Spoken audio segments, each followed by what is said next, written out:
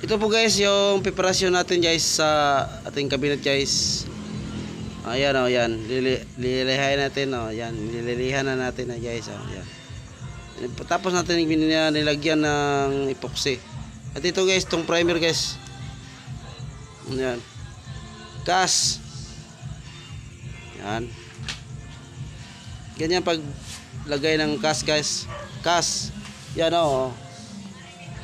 Si ko niya guys, si Bungke. Yan, tingnan nyo guys na. Ang hirap dyan guys gawin pag hindi ka talaga biyasa ganito, hindi ka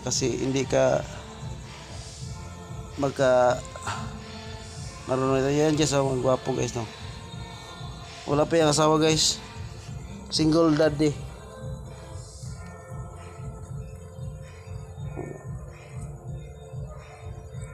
Yan, natapos na natin na primer no? Nilagyan natin ng gas. At ito yung finish guys. Oh. Yan. Ayan. Ito guys to. Yan yung white guys, yung sa at yan sa wall yung yellow. Thank you for watching guys. Bye.